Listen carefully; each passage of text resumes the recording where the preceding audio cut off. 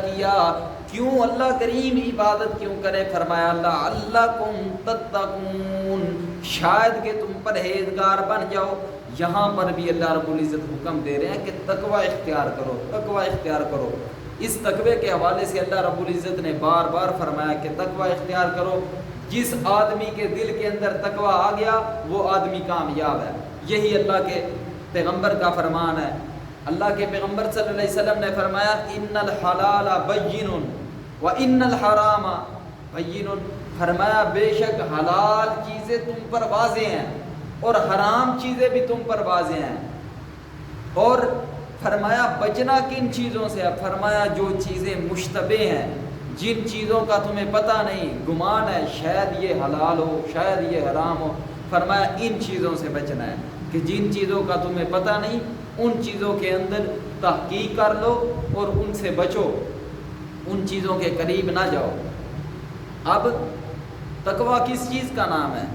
اور اللہ رب العزت نے فرمایا ایمان والو تقوی اختیار کرو، جس طرح تقوی اختیار کرنے کا حق ہے۔ اب تقوی اختیار کرنے کا حق کس طرح ہے؟ ہمیں اللہ کے پیغمبر صلی اللہ علیہ وسلم اور پیغمبر کے صحابہ کرام نے طریقے بتائے ہیں اور ہمیں ان کی طریقوں پر چل کر تقوی اختیار کرنا چاہیے۔ دیکھتے ہیں اللہ کے پیغمبر صلی اللہ علیہ وسلم کا کیا تقوی ہے۔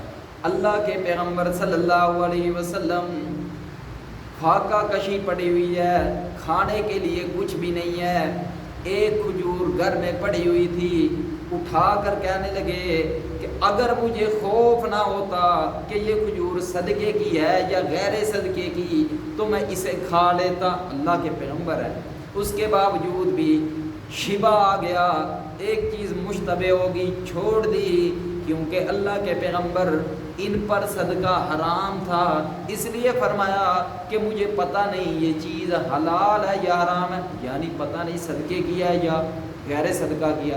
اگر صدقے کیا ہے تو میرے لیے حرام، اگر ہدیے کیا ہے تو پھر میرے لیے حلال ہے۔ میں اس بات کے اندر شبہ آ گیا، اس لیے میں اس کو چھوڑ دیتا ہوں۔ اللہ کے پیغمبر نے وہ کھجور نہیں کھائی۔